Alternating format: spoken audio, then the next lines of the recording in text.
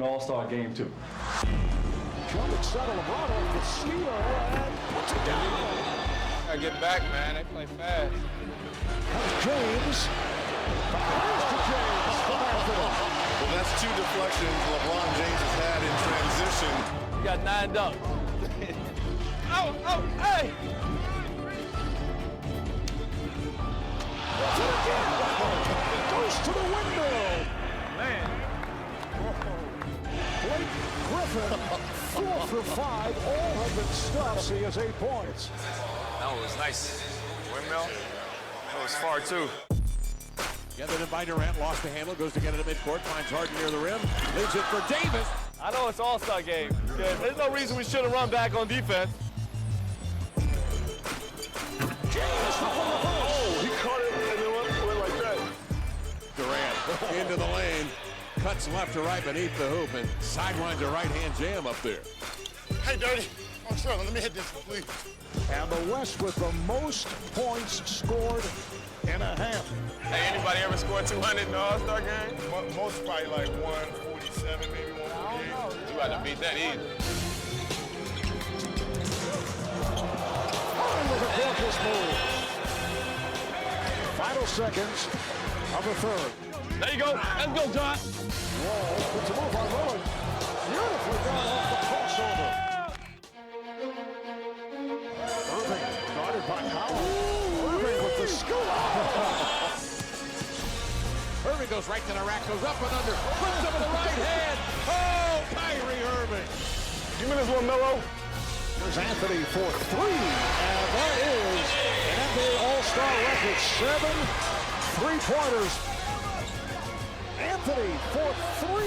Yes! His 8th 3-pointer of the night. Yeah, Mel. Good job, boy.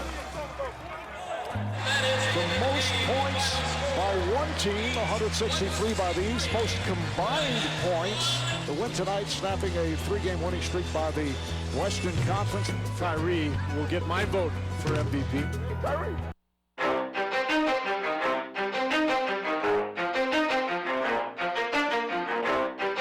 You ready? Let's go. Yeah. For those of you that want to know what we're all about. Good morning, WICR. You're listening to Off the Bounce. I'm your host, Kevin Walsh. Alongside me, I have Johnny Diaz, Jackson, and Trey Bowman. How we doing, guys? Doing good. Doing great.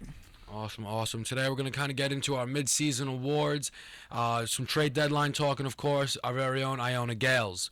We want to start it off with the mid-season awards, and one of the awards that they give out every year is the most improved player.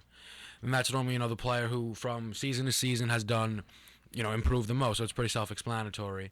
I want to start it off with Johnny on who you feel as of right now would be deserving of that most improved player award. Well, this isn't hard. I have to say Kevin Durant. No, most improved. Oh, most improved. Sorry. It's okay. Most improved is Gerald Green, by far. Okay. From the Phoenix Suns. I mean, this guy has tremendous bounce, and he's finally given an opportunity to play. I mean, this guy's been bouncing from team to team, from the Timberwolves to the Indiana Pacers to the Suns. About time that he gets recognized, not only for his bounce, but he's also a good shooter. He's also a smart player. He knows how to, play chemistry with everybody else, and I'm really happy for him. Maybe he might stay put with the Suns. We don't know. Yeah, I mean, the Suns have been playing terrific basketball, and Gerald Green's Mm-hmm. definitely been a huge part of that. Yeah. So I have Gerald Green locked in. He got my vote. Gerald Green. Mm-hmm. Trey, who do you feel right now? Right now, I have to say that Lance Stevenson would get my vote. I mean, he's been playing unbelievable basketball lately. I mean, his stats are up a lot from last year. If you look at his stats right now, he's averaging 14 points a game and 7 rebounds. So, I mean, right now, I think that he should have been an all-star personally. But yeah, he was definitely a snub, I felt. Yeah, he's been playing great basketball right now. And, for most improved, I would just have to say him. Plus, his team is number 1 in the Eastern Conference Yeah, I mean, and he's a huge part of that. And definitely, without Lance Stevenson, Pacers would not be what they are. So I would have to say. I think right now he's like leading the league in triple-doubles and everything. Right, so right. Lance Stevenson's been extremely important to that Pacers squad because it's not only just what he does offensively, but he's a lockdown defender Yeah, exactly. for most of the team's premier shooting guards and right. stuff. So that's why I think Lance Stevens has been huge for that. And it was a shame he didn't get that All-Star vote. Yeah, exactly. Because, I mean, Joe Johnson did well during January, but Lance Stevens been more consistent throughout Yeah, the he's been entire consistent season. all year. He's been playing great basketball, so I believe that he should have been an All-Star. Yeah, I definitely felt that was a big mistake by the Right. committee. Now, Jackson, as far as most improved, who did you feel was would be deserving of that award? Well, I agree with Trey that Lance Stevenson would be the most improved player because he had a triple The triple-double? triple double. Right. He had 4 triple doubles. Yeah, I mean I'm pretty sure that's leading the league. So that's a really impressive stat, and that shows that he's really an all-around player, and he's improved in every single asset of his game. Personally, myself, I'm taking DeMar DeRozan as of now.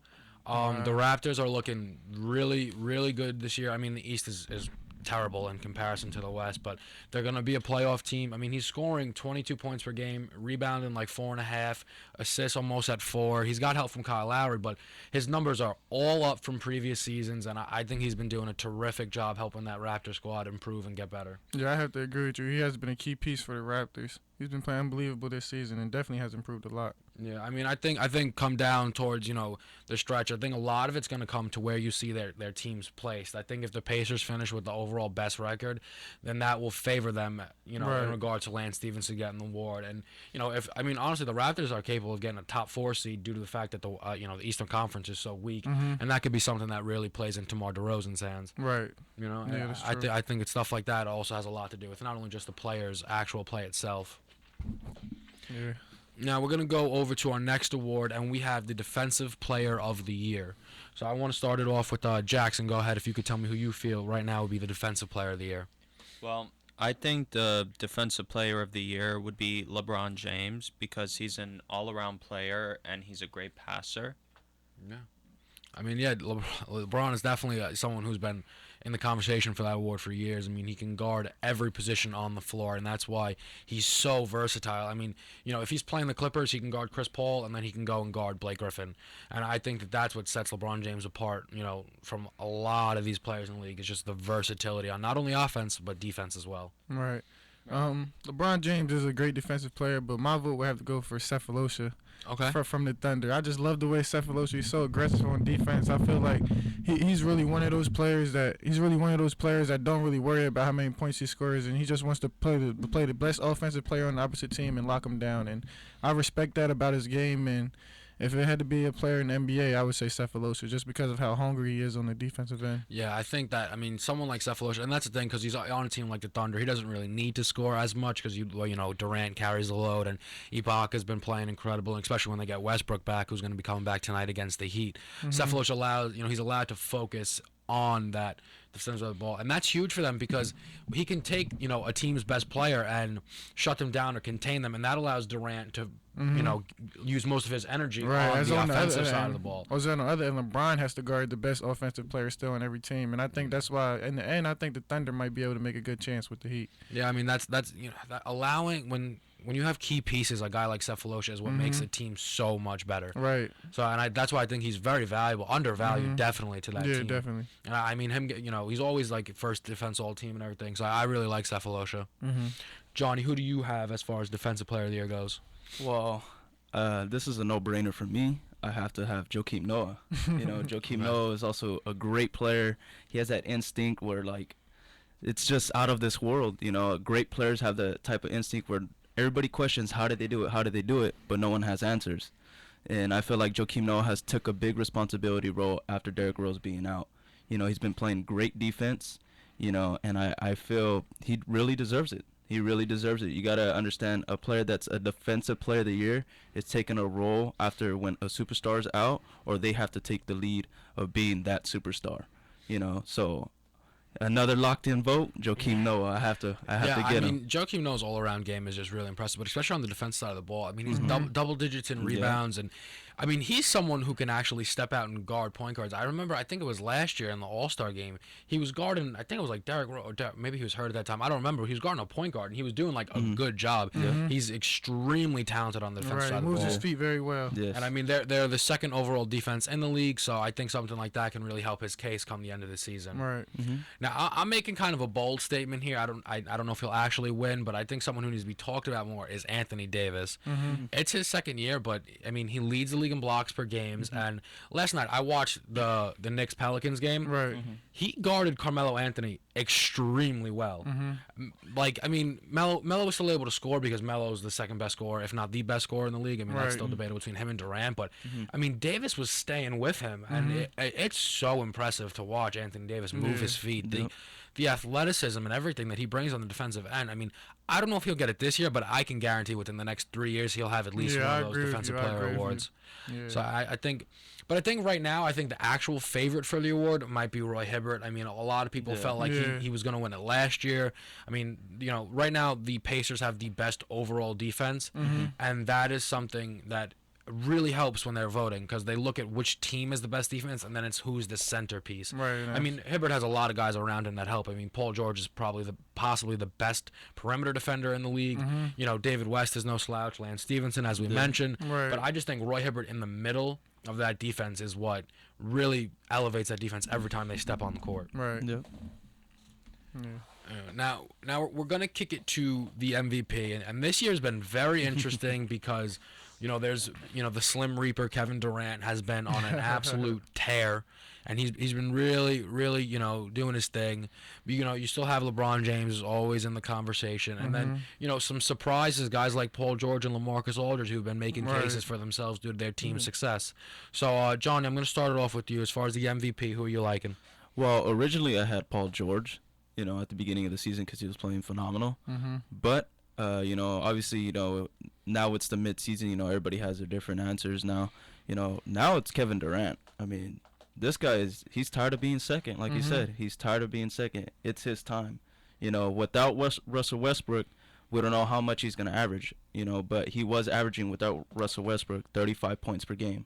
But during the season, with him also, and without him, he's averaging 31 points per game. So I don't know. I mean, he's been playing phenomenal basketball. You know, obviously they're up in the power rankings, you know, and as you can see, they do need Russell Westbrook, but you forgot about Reggie Jackson, man. Reggie Jackson also is playing that important key role. Yeah, he stepped up huge for them with Westbrook being out. And what makes him different compared to Russell Westbrook, he's more of a playmaker. He doesn't have to be a superstar player, you know. Obviously, Kevin Durant is the superstar player, but my problem is Russell Westbrook also thinks he's a superstar player. Right. He has to know his role. Yeah, he has to know his role. And I have Kevin Durant as MVP right now. Okay. So. Now, I'll say, as far as it goes, it's tough to argue Durant, but I still think that as of now, I think I would still give it to LeBron, but I feel like come the end of the season, I think it's going to be LeBron James award because, first of all, he leads his team in points, assists, and rebounds. There's not many guys that lead all three categories for their team. So that's right there shows how valuable he really is. And as we mentioned before, his versatility on the defensive end. I mean, you know, you kind of said it. Durant doesn't have to guard the best player because he has someone like Cephalosha. LeBron James has to guard the best player. I mean, Shane Battier can help a little bit. But I mean, other than that, you know, it's really that's LeBron James' job to not only come down and score 30 points a game, 7 rebounds, 7 assists. He's got to go and lock up the best player on the other side of the ball. So that's, I think, what makes LeBron James so valuable and why he's been able to win that award. I think it's 4 times already, and I think you know at the end of it, I think it's going to be 5. And I think what hurts Durant is going to be Westbrook coming back. I think Westbrook's a phenomenal player, Yeah, he is. but Durant isn't the same player when Westbrook is there. He defers a little bit. Right. So, and I think that's what might hurt Kevin Durant. Now, I agree with you. Now, Trey, who do you feel though, as of now would win the award? As of right now, I agree with you that LeBron James is an incredible player. Overall, I think that LeBron is probably the best player in the NBA. But the way this season has been going, Kevin Durant has been playing unbelievable basketball, and that's what the MVP is based on. Who's playing the best this season? So, if I had to say MVP award, I would give it to Kevin Durant. I mean, he's been averaging 31.5 points per game, shooting 51% from the field and 41% from the three-point line. Like That's crazy. It gets no better than that. I mean, Kevin Durant is definitely the player in the NBA that is playing the best basketball, and he's been consistent all year. I think he had like 12, 13, 30-point games in a row. Oh yeah, that streak was incredible. You can't forget about that. I mean, that's part of the NBA season. So, I mean, he's been playing great this year. I mean, and his team is playing good in the West. So Yeah, I think they have the second best overall record. I think the Pacers still have the first. So, I mean, and that Western Conference is, again, a lot tougher than it is out East. So I think that's really, really impressive what they're doing. Like John said, I think Kevin Durant is tired of being second. So, I mean, it's going to be very fascinating to watch what happens down the stretch when hopefully the Thunder get to play the Heat in the championship. Yeah, that'd be a great series. That'd be a great series. Jackson, who do you feel would be the MVP? Well, I have to say the best MVP player would be Carmelo Anthony because on the It's a bold statement. Because he's very strong in the basket and he's a great scorer. Also too, he's doing it all by himself. Like without Carmelo Anthony, the Knicks wouldn't be doing so well. Right. Yeah, I mean that's a great point. I wanted to watch that Pelicans in that game. I wanted to see how they did, and Melo took over that game, not only offensively but defense too. He had a huge steal that was able for them to seal that game. And I mean, Melo locked in is a scary man, and I mean if he can get just a little bit of help, I think then they can make a push. I still think come down it's going to be Pacers Heat, but I think it'd be nice to have a third or fourth team really competing with them and making it interesting come the end. So I think that'd be really good. And I think Carmelo Anthony, I mean, do I think he'll get the award? Probably not, but I think he could still remain in the conversation. Yeah, definitely. I mean, he's leading the league, second in scoring in the NBA right now. So I mean, there's no reason why he should not be in the conversation. Yeah, and I think you also got to really watch out for Paul George in regards to consideration for that award. Because if the Pacers, I mean, if they finish with that best overall record, then he's going to get heavy consideration. I mean, he's their go-to guy. Right. Yesterday they played the Timberwolves and they lost, but Paul George had an incredible game. He scored 18 points in the third quarter alone. So he's been, I mean, and that's why he won most improved. I mean, it's funny, he probably could win it back-to-back years. That's how much he's even improved from last year. His scoring, defense, rebounding, assisting, every asset of the game. Paul George has gotten better, and that's what made the Pacers that much better so far this season. Exactly, I agree. Yeah, and I think that's really interesting. Now we mentioned, though, I just want to kind of get into this quickly. We mentioned LeBron Durant tonight. It's Thunder OKC. Westbrook returns. Who do you guys feel is it's in Oak City? Durant and the team came to Miami and they kind of embarrassed Miami a little bit. Who do you feel is going to be able to take that game? What is your prediction as far as that? If you had to give a bold prediction on the game, a bold prediction, I would have to take the Heat. Just being that Westbrook is coming back for his first game. Kevin Durant, I don't think the chemistry is going to be there right away. I think Westbrook's going to try to do a little bit too much because you know how aggressive his personality is. He likes scoring the ball. He's not going to want to play second. That's one thing I think Westbrook has to know is that Kevin Durant is the superstar on the team. And that if he wants to win a championship, he's going to have to realize that and give Kevin Durant the ball in those clutch situations. So, but I think the Heat, they already have their chemistry. I mean, D-Wade, I think, is playing tonight. So yeah, he should be playing. He should. So I mean, and that's something that's hurt the Heat a little bit. Is the fact that I don't think Dwayne Wade's played back-to-back games yet. Right. So he's really got to get healthy come playoff time. Yeah. So I think LeBron will step up tonight. Of course, LeBron James and Kevin Durant are going to have a big battle. They're going to go at it because they're two great players. But all in the end, I think the Miami Heat will be able to walk out with the win tonight.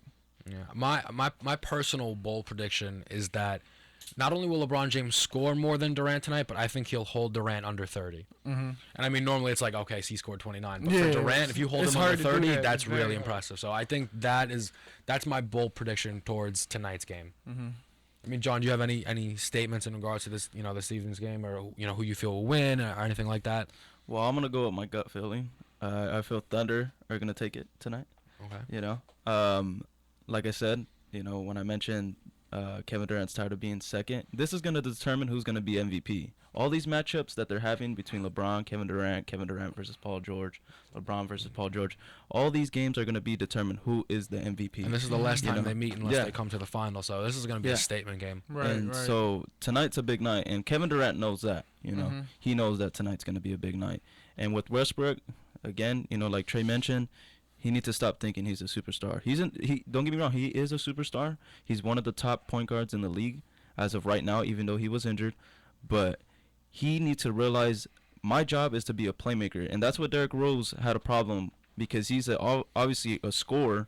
He needs to also think of his other teammates. Right. And Westbrook has that same mentality as Derrick Rose. Now, Kevin Durant, is the superstar. He is the MVP.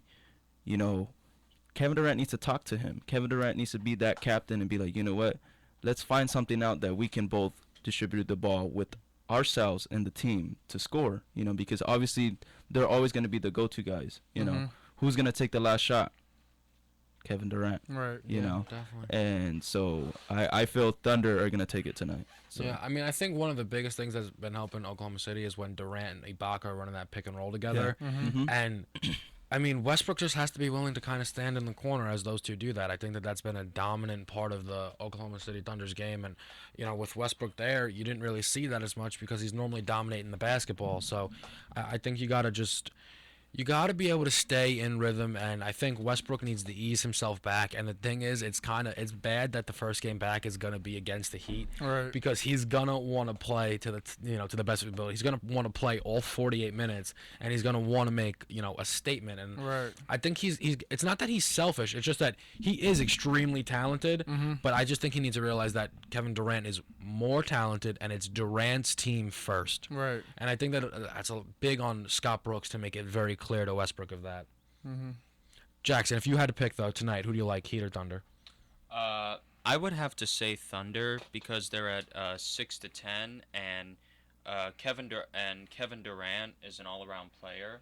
Okay. So I would say the Oklahoma City Thunder will win that game tonight. All right, and I mean that's good stuff, and that's what we have for the mid-season awards. We're gonna go to a quick commercial break. You're listening to Off the Bounce on WICR.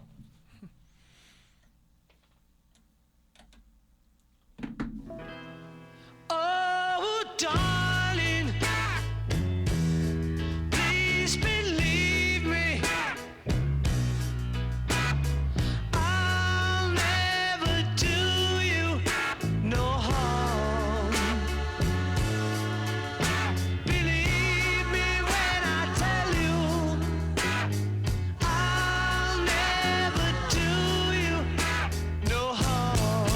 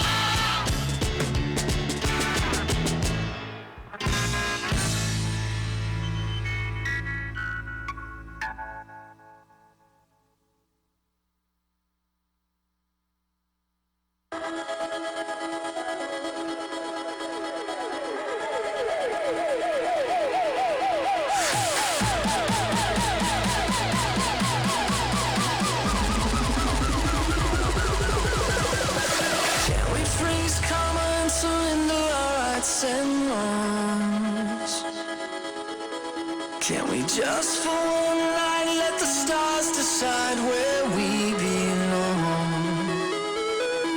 Maybe heaven right now is a devil or angel away. That won't change. Together we vow that our colors will sparkle the flame. And I will find you. I will find you. I will reach you. I will lose my mind. Lose my mind.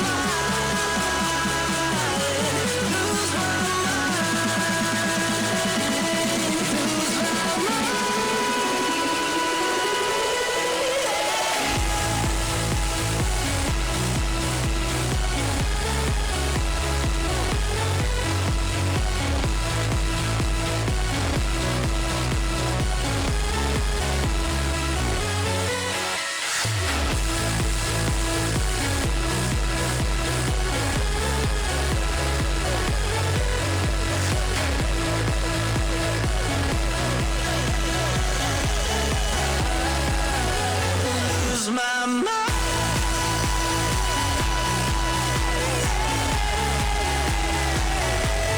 lose my mind.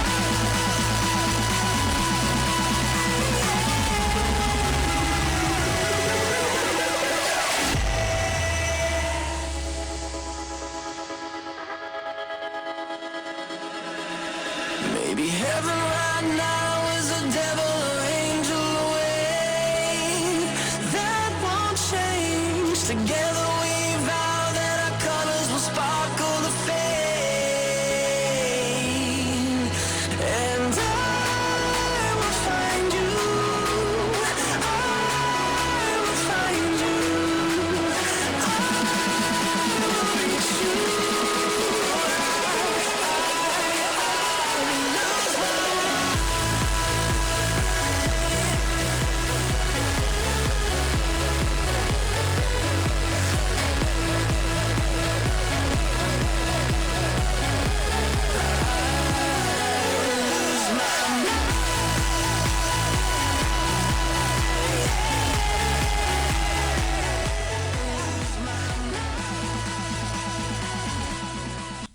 Welcome back to Off the Bounce on WICR. We're now going to get into the trade deadline. Today is the trade deadline in the NBA. A lot of talks, a lot of rumors, some moves have been made, so we kind of want to discuss that a little bit. Now, there's been two moves made that they've discussed, and not major names. The Nets were able to acquire Marcus Thornton for Jason Terry, and the Warriors got themselves a little help off the bench by bringing in Steve Blake in exchange for Kent Bazemore and Marshawn Brooks. Do you guys feel like those trades are just kind of unnecessary? Do you think they actually might affect how the teams play a little bit? Honestly, I feel like those trades right there probably they won't affect the teams that much. I just think that they had some players that they wanted to get rid of. Maybe their salary was too much or something like that. But I don't think those trades are really effective. Yeah, I mean they're not big marquee names. I like the acquisition though of Steve Blake for the Warriors because last year when they had Jarrett Jack, he was huge for them, and so basically Steve Blake can have that role as the backup point guard who can be clutch and be effective. So I actually really like that pickup for the Warriors. Yeah. I mean, Johnny, do you feel like any of those things are kind of big for the team or anything, or do you feel like that's just kind of little stuff going around? No, I thought that was a smart move because Marshawn Brooks and Kent Bazemore are really good players. So now that they're given an opportunity for the Los Angeles Lakers, they're looking to rebuild. So now they get these two players that are very good to try to transition with the team. Steve Blake obviously wasn't doing that well with the Lakers. I didn't see that was a very effective when they had him. Obviously with Steve Nash always getting hurt, and then he was getting hurt, Right. and then so many injuries over there. So many injuries. It's a lot of injuries, and I feel like Stephon Curry will kind of help out Steve Blake a little bit more. Yeah. And that's a smart move. I felt like Los Angeles Lakers did a really good idea. you know, it was a good idea to get those two players, and you're gonna see them get a lot of minutes. You know. Yeah. Now, there are three big marquee guys who have been talked about, rumors and stuff, and the first one is, and he's been the most heavily discussed now, is Rajon Rondo, and the talk is that they're gonna send him to the Rockets to play alongside Dwight and James Harden. That is scary. I mean, what do you guys think about that? How do you feel like that could really affect the team? Man, I think if the Rockets get Rajon Rondo, I say championship. Wow. Okay.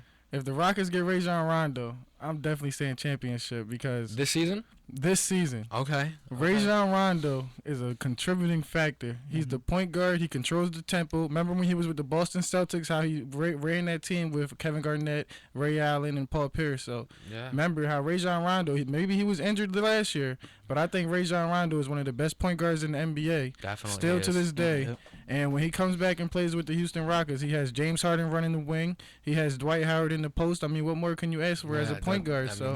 I mean, with him, Rajon Rondo, I think they'll be able to challenge the Oklahoma City Thunder, and that'll be a very interesting Western Conference final. Yeah. Johnny, what are you thinking?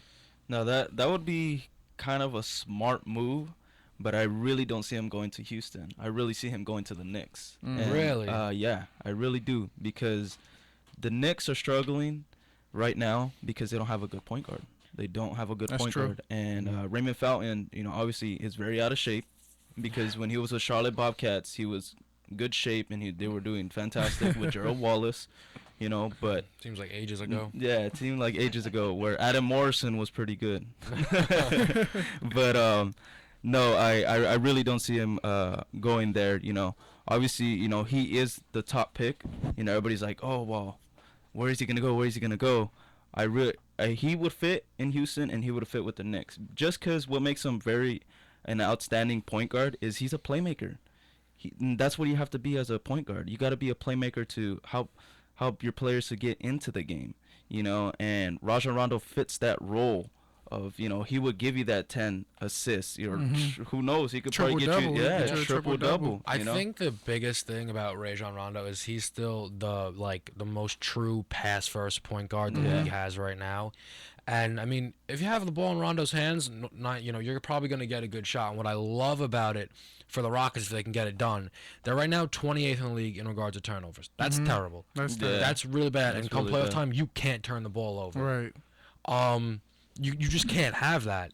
So if he can come, that really can change that for them. And the thing is, Rondo's not only incredible on offense, he's a real shutdown defender. I mean, you saw him guard LeBron and give LeBron problems. Right.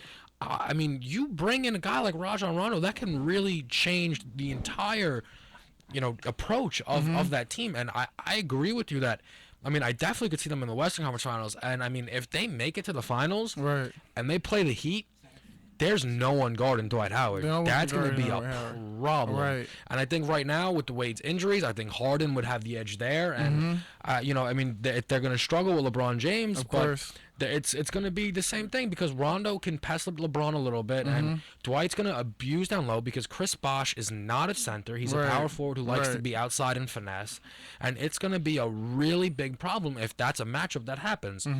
The biggest thing is they don't want to trade Chandler Parsons. Right. Too bad. Trade him. Yeah, I say trade Chandler Parsons. Let him go. I mean, he plays, last game I looked at, he played like 31 minutes out of the game. He plays a lot of minutes for this team. But they have guys on that roster that can fill in. They have Amir Caspi. I mean, not great, but he could fill in. Right. Ronnie Brewer is a very good perimeter defender that can play. Exactly. And a guy like Francisco Garcia was huge for them last year in the playoffs. So I think they have the pieces to make up for Parsons being gone. And I think what Rajon Rondo could bring would really make that team very, very dangerous. Right. Jackson, what are your thoughts? Well, I have to say that I think I agree with Johnny. I think Rondo could either go on the Houston Rockets or the Knicks. I have to say, though, I think he would be a better fit for the Knicks only because Carmelo Anthony, they could use like a second good player on the team. Absolutely. I mean, they definitely could use a guy like Rondo there. I just don't know if they're going to be able to actually pull that trigger. Now, thank you for the segue because that's the next person I wanted to bring up, and that's Melo. The talks have been heavy in regards to what they're going to do with him. It really looks like they're going to hold on to him, but I don't know if that's the right decision. I mean, it's tough to trade him away, but if he walks, that's going to be a very bad for that's the even Knicks worse. because they're going to get nothing in return.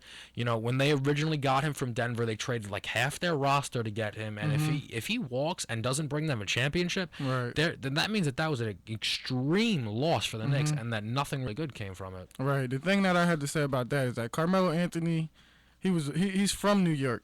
I don't think he's going to do what LeBron James did to his city. I think Carmelo Anthony loves playing in New York. I mean, if you stay in the news, his wife Lala Anthony, she came out and said that she can guarantee that Carmelo Anthony will stay a Knick. So I mean, his wife spoke for him. I think he's going to stay with the Knicks and try to build a championship with them because he knows that he's the centerpiece on their team, and he's just going to hopefully try to talk to the owner and try to get some better players to surround him. Yeah, I think that's really the way that the Knicks have to do it. As much as it might hurt them if he leaves, I just don't. I really think they'll thank LeBron James because I don't think if you watch what LeBron did, I mean, how could any player say, yeah, you know what, it's worth it? Right. I mean, yeah, maybe he would have a better chance. I mean, they talk about him going to Chicago, and I mean, I think it's a complete myth, but they thought about him going to the Lakers. I mean, maybe Yeah, he'd that's a have myth. I don't believe that would never happen. maybe he'd have a better chance to win there, but I don't know how you could do that. I mean, LeBron was able to justify it. He's like, oh, I'm not from Cleveland. I'm from Akron. I don't like people from Cleveland. I mean, whatever, but there's just no way Melo would be able to ever come back in New York. It'd be terrible for him personally. Right. And now, what I was thinking about is what makes great players. It all goes down to the general manager making getting good players on the team. You know, you got to look at the Bulls with Michael Jordan. Obviously, they got Scottie Pippen, Dennis Rodman, Steve Kerr. There's a lot of great players that go into to try to win championships. That's true. Look at the Los Angeles Lakers. Kobe Bryant needed someone when he struggled in 2005, 2006 season without Shaq, without all those players that they had, Gary Payton, Karl Malone, when they were supposed to be the so-called favorite team to win it. But they lost, you know? They lost. And then they got Paul Gasol on the team. Then they had Andrew Bynum obviously developing to become a better center. You know, it all goes down to the general manager to make smart decisions. And for the Knicks to be great, they got to make smart moves in order to get Carmelo Anthony. He is the superstar of the team, but they also need that point guard. You know, they might need another center because Tyson Chandler is always getting hurt. You know, and I mean, I think it's so unfortunate because there are all these trade talks, and I don't know if you guys heard last night. Iman Shumpert sprained his MCL. Yeah, I heard about that. And that hurts the Knicks so much. Yeah. I mean, they were really hoping to get a point guard, and now I don't know if anyone's gonna be like, yeah, sure, give me the hurt Shumpert who hasn't even been playing that great. Right. Because now if he's gonna be someone that's injury prone, no one's gonna want to take the risk on him. So it really looks like the Knicks might be stuck with the roster they have now. And I mean, I think in the East they'll be able to get into the playoffs, but I don't know if anything's gonna happen. So they're gonna have to start making moves very, very quick. Yeah, very fast. So with the roster they have now, they won't get past their first round. Yeah, and now one of the players that they're talking about bringing to Carmelo Anthony is Kevin Love. I mean, last night Kevin Love absolutely dominated the Indiana Pacers. He had a 40 and 16, hit 5 threes. I mean, this is an all-around kind of player, and you know he says he likes it in Minnesota. He's got Ricky Rubio next to him, but I don't know how long Kevin Love's gonna want to stay there. I think if they miss the playoffs, I think he's going to be on his way out. And the two places that are pursuing him the heaviest are the Lakers and the Knicks. So now, if you were Kevin Love, would you rather next season play with Kobe Bryant or Carmelo Anthony? Where would you rather go? If I had to choose, I would rather go to the Lakers, just because of the simple fact if you go to the Knicks, they're still struggling. You have Carmelo Anthony, but both of you guys are both shooting forwards. You both need a point guard to pass you the ball, so they can't do everything. So if I'm in Kevin Love's shoes, I love playing in Minnesota. I respect what we have going on there, and if we don't have a good run in the playoffs this year, I'm definitely going to go to the Lakers. Yeah, I think that'd be the better fit, just because I don't know if Melo would be able to assume the playmaker role. I don't think Kevin Love is the answer for I Carmelo just don't Anthony. believe they can coexist. I think what Melo needs is a guy like you mentioned, like Rondo. There were talks, a while back about if they could have got Chris Paul. That would have been perfect. Perfect for Carmelo Anthony. And I don't think Kevin Love would be the answer for him, but I do think in Los Angeles that he could be very effective. I think that him and Kobe would work well together. I mean, people are always like, oh, Kobe's a ball hog, but Kobe, if he has an elite big man, wins championships. Right. Ask Shaq, Yeah. ask Pau Exactly. Gasol. Exactly. And Kevin Love is an elite big man. Right. He is a Yeah. top 5 big man, no doubt about it. What he can do offensively with the rebounding and everything, Kevin Love is an elite talent. And Yeah. if he puts on that purple and gold, then you can really see them make a run come Yeah, next I could season. definitely see them making a run. And don't forget about Steve Nash. He might still have something left in Yeah, that tank. oh my! But I mean, that would be so much fun to watch Nash and Love play together. Yeah, That would be that'll be- so much fun. Yeah, that would be great. You got to give it up to Kendall Marshall also. True. Kendall Marshall has been playing played very well. very well, and with Steve Nash back on the team, maybe he could get some pointers from Steve Nash. Hopefully. It's all about developing from a veteran. So, Mm-hmm. with Kevin Love, I mean, he's from LA. He's Right. from LA, so Yeah, he went to UCLA. Yeah, he went to UCLA, and so yeah, I think he'll be more effective in LA than with the Than in Knicks. New York. Yeah. All right, now what we're gonna do is we did plan another commercial break, but we kind of talked a little too much. So we're gonna just go straight into the Iona basketball topic. We do have Trey; he plays on the team, so we're gonna direct some questions at him, but we're gonna let you know what we think. Well, now our Gales are right now on a 9-game win streak, playing some great basketball, have some really impressive wins, some close game situations. Trey, as a member of the team, what do you feel has been the biggest factor right now for the 9-game win streak?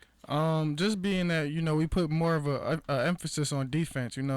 Our coach has been really trying to get us the whole teams to below 60 points, and we've been working hard in practice on that. The stress factor has been high on defense, and just being that as a team we're coming together more. It's like toward the end of the season, in the beginning, was the chemistry, it wasn't there, stuff like that. So Figuring that out. now we're figuring it out, and we really want to play great defense, and I think that's the most important factor why we're winning so many games. Yeah, I mean, the defensive end is what is going to be able to set you guys apart, and I think you've done, from the games I've been able to see, I'm at the majority of the home games, you guys have been done a very nice job. You guys talk very well, and also you guys are able to switch a lot because you guys have a lot of versatile players, and I think that's what helps you guys a lot on the defensive side of the ball is that, if Sean's guy is setting a pick, you can just switch and pick up, and it allows you guys to rotate very nicely. Yeah, exactly. We usually play about 4 guards out there and 1 big man, and even our big man is very versatile. He can move his feet as well, so we switch everything on screens, and if it gets into the post, we run a double team at him and rotate out of the trap. So. Yeah, I mean, now, Johnny, I know you do, you work the games and stuff. What have you seen as something that's been very key for this team at right now? Big key is AJ English. I mean, that's probably no question. Sean Armand, when he doesn't have his key points, Trey comes in and AJ are big key players because, when you have your superstar not performing at a superstar level, you always have those backup players to back you up. And I felt like AJ and Trey have been doing a fantastic job. And, I have a question for Trey. Hey, Trey, how does it feel, to have AJ back, even though he missed freshman year?